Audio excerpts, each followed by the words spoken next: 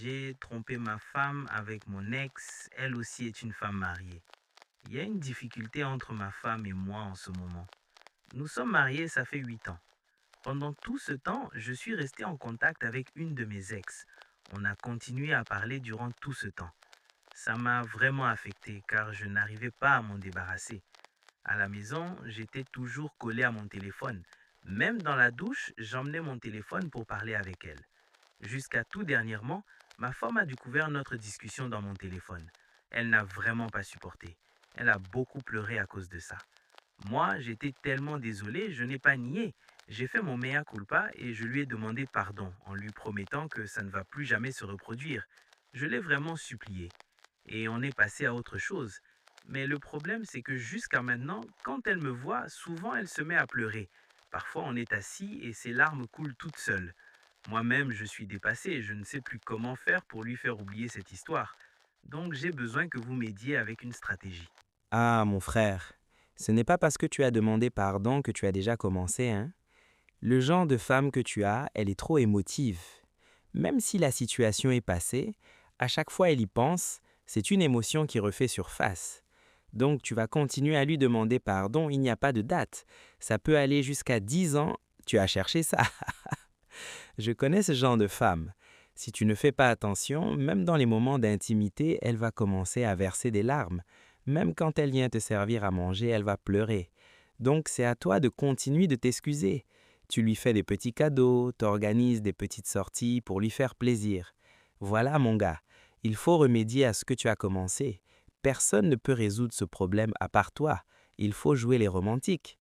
Mais pourquoi es-tu resté en contact avec ton ex? Tu voulais la marier comme une deuxième épouse. Non, pour dire la vérité, elle-même, c'est une femme mariée. Mais tu vois ça, tu as mal fait. Toi, marié, tu veux aller sortir avec une autre femme mariée.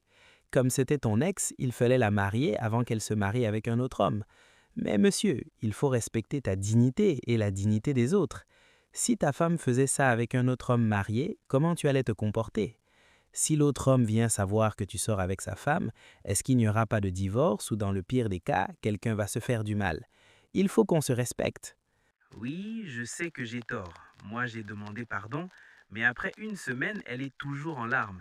Et elle veut que je continue à être romantique tout le temps, car elle a vu les messages que j'écrivais à l'autre femme. Mon gars, si un vieux homme met du feu à sa barbe, c'est lui-même qui va s'occuper de ça. Le genre de femme que tu as, tu ne vas pas calmer la douleur qu'elle sent en un jour.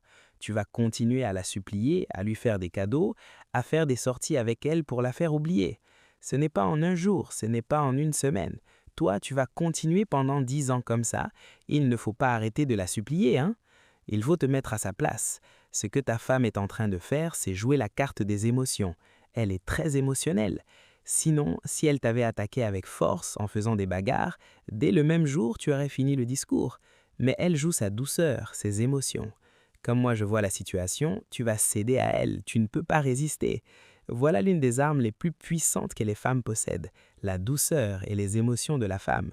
Ah, ce ne sont pas tous les hommes qui résistent à la douceur et aux émotions des femmes. Voilà ce que les filles de nos jours ignorent aussi. Au lieu de montrer à un homme que tu es forte pour le contrôler, ta douceur et tes émotions sont tes plus grandes armes auxquelles ton homme ne peut pas résister. Comme elle t'a dit d'être romantique avec elle, comme tu faisais les messages avec l'autre, il faut continuer comme ça. Mais toi, tu n'as pas encore fait tes devoirs à la maison, tu pars faire pour les autres dehors. Comme si ta famille a soif, mais toi tu pars vendre de l'eau dehors à bas prix. C'est un crime, il faut te réveiller quand même. C'est ça que moi je dis toujours aux femmes, il n'y a pas un homme qui est malin. Face à une attaque de tout genre, les hommes se défendent toujours avec la force. On n'a pas d'autre méthode de se défendre contre les attaques. Mais émotionnellement, un homme ne peut pas résister. C'est pour ça que la gestion de la famille est confiée à la femme, mais la prise des décisions dures, c'est à l'homme de faire ça. Que dit te donne la force de ne plus refaire ça. Tu as la parole, Baga. Merci beaucoup, BG. Tu es marié depuis 8 ans, mais tu es resté attaché à une ex, jusqu'à entretenir avec elle une relation secrète et très présente dans ton quotidien. Cette histoire, ce n'est pas juste une petite erreur de téléphone. C'est une blessure de confiance dans un mariage, dans ton couple. Dans notre société, ce que tu as fait, ce n'est pas anodin. Ce n'est pas seulement parler avec une ex. Tu partageais régulièrement des messages suffisamment intimes pour que ta femme se sente trahie, et cette ex est elle-même une femme mariée. Là, il faut le dire clairement. Ça va à l'encontre de la coutume et c'est inacceptable dans notre société. On ne joue pas avec son foyer et on ne joue pas avec le foyer d'un autre homme. En Wolof, on dit « la discrétion, ce n'est pas facile ». Tu as construit cette relation dans le secret, mais tout secret finit par demander des comptes. Pour ta femme, ce que tu appelles discussion avec ton ex, elle le vit comme une trahison émotionnelle, une concurrence avec une autre femme, une preuve qu'elle n'était pas suffisante pour toi. Ces larmes ne sont pas une comédie, ce sont des larmes de dignité blessée, de confiance brisée. Continuer à demander pardon dans la durée, être romantique, faire des gestes, cadeaux, sorties, attention, comprendre que ce genre de femme sensible et émotive ne cicatrise pas en une semaine. Je vais te dire des choses essentielles. La rupture claire et définitive avec l'ex, sans ça, tout le reste est du théâtre, une vraie transparence, apprendre à ta femme qu'elle peut regarder ton téléphone, tes réseaux, sans cache. Une démarche de réparation plus profonde, pas seulement être romantique, mais changer ta manière d'être mari, de poser des limites avec les autres femmes. Si tu continues seulement à supplique, cadeaux, romantisme, mais que ta femme ne voit pas un vrai changement de fond, ses larmes vont continuer. Elle ne pleure pas seulement parce que tu as fauté, elle pleure parce qu'elle a peur que ça recommence. Et tu sais, les larmes d'une épouse égalent la malchance du mari. Conseil pour le mari, toi. Mon frère, en bambara on dit « sans souffrance, on n'atteint pas la paix ». Voici quelques étapes concrètes pour toi. Couper définitivement le lien avec l'ex, bloquer son numéro, ses réseaux, tous les canaux. Pas en secret, mais devant ta femme pour qu'elle voie que tu choisis ton foyer. Et surtout, ne pas garder un petit canal caché en réserve. Là, ce serait une trahison double. Transparence totale sur ton téléphone. Plus de code secret que ta femme ne connaît pas. Si elle veut vérifier, ne le vis pas comme une humiliation, mais comme une phase de reconstruction. Avec le temps, si tu es cohérent, elle se lassera de vérifier. Mais au début, c'est normal. Assumer ta faute sans te défendre. Évite, mais c'était juste parler, tu exagères. Dis plutôt, j'ai eu tort, j'ai manqué de respect envers toi et envers moi-même. Je comprends ta douleur. Quand elle pleure, ne fuis pas, ne t'énerve pas. Reste, écoute, prends sa main, laisse-la vider son cœur. Construire un nouveau romantisme à la maison. Ce que tu écrivais à l'autre, commence à l'écrire à ta femme. Messages dans la journée, petites attentions, mots doux, gestes simples, pas seulement quand elle pleure, mais même quand tout va bien. Impliquer un aîné ou une personne de confiance, si votre culture le permet. Parfois, le cœur d'une femme se rassure quand elle voit que tu es prêt à te faire accompagner, à te faire corriger. Un oncle, un aîné, un conseiller conjugal, quelqu'un de respecté peut vous aider à poser un cadre. Tout cela demande du temps. Ne t'attends pas à ce qu'en 2 semaines tout soit oublié. Tu vas peut-être vivre plusieurs mois où elle pleure par moments, mais si tu es constant, ces larmes vont se transformer doucement en confiance. Quelques conseils pour la femme. Ma sœur, ta douleur est légitime. Tu as le droit d'être blessée, le droit de pleurer. On ne minimise pas ça.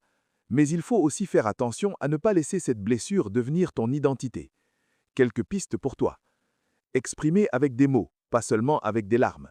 Quand tu pleures, essaie aussi de dire « Voilà ce qui m'a fait le plus mal. Voilà de quoi j'ai peur pour l'avenir. Voilà de quoi j'ai besoin pour me sentir en sécurité. » Les hommes comprennent souvent mieux quand c'est clair, même si ça fait mal à entendre. Demandez des actes précis, pas seulement « sois romantique ». Par exemple, « Je veux que tu bloques cette femme devant moi. Je veux qu'on passe une soirée par semaine sans téléphone. Je veux que tu me dises où tu es quand tu sors tard. » Les demandes concrètes aident à reconstruire la confiance. Tu ne vas pas oublier du jour au lendemain, mais vise un chemin. Aujourd'hui, je souffre beaucoup, demain un peu moins, etc. Si tu restes dans « je ne pardonnerai jamais vraiment », tu te punis toi-même. Te rappeler ta valeur. Tu n'es pas en concurrence avec l'ex. C'est toi que cet homme a épousé. C'est avec toi qu'il a construit 8 ans de mariage. Ne laisse pas cette situation détruire ton estime de toi en tant que femme, épouse, mère, s'il y a des enfants. Cherchez du soutien féminin. Une grande sœur, une tante, une mère sage, pas quelqu'un qui met de l'huile sur le feu. Quelqu'un qui t'écoute, te comprend, mais t'encourage à construire, pas à tout casser. Pardonner ne veut pas dire oublier, mais accepter que le passé ne dicte plus tout ton futur. Je vous demande, es-tu prêt, toi, le mari, à couper tout contact avec cette ex et à accepter une phase de transparence totale, même si ton orgueil d'homme en souffre un peu? Es-tu prête, toi, la femme, à laisser une porte ouverte à une vraie reconstruction, même si ton cœur a encore beaucoup mal aujourd'hui? Si vous répondez oui à ces deux questions, alors là, vraiment, il y a de l'espoir pour votre foyer. Là, il faut parler franchement. Aujourd'hui, avec les téléphones, WhatsApp, les réseaux sociaux, beaucoup de gens vivent une infidélité émotionnelle sans même coucher avec quelqu'un. On se dit, on ne s'est pas touché, donc ce n'est pas grave. Mais les mots, les secrets, les messages cachés peuvent détruire un foyer autant que l'adultère physique. Aujourd'hui, on nourrit des relations virtuelles dehors pendant que la maison a faim d'amour. Ça, c'est dangereux. En Wolof, on dit « l'être humain est le remède de l'être humain ». Mais aujourd'hui, on utilise l'autre comme divertissement, comme échappatoire, au lieu de soigner notre couple. Un téléphone peut être un couteau pour le mariage. Ce n'est pas l'appareil qui est mauvais, c'est l'usage. Si tu dois cacher tes discussions à ton mari ou ta femme, pose-toi déjà la question. Les valeurs africaines ne sont pas dépassées. La fidélité, le respect, les limites claires dans les relations hommes-femmes restent des piliers, même à l'ère Internet. Ne méprisez pas les conseils des anciens.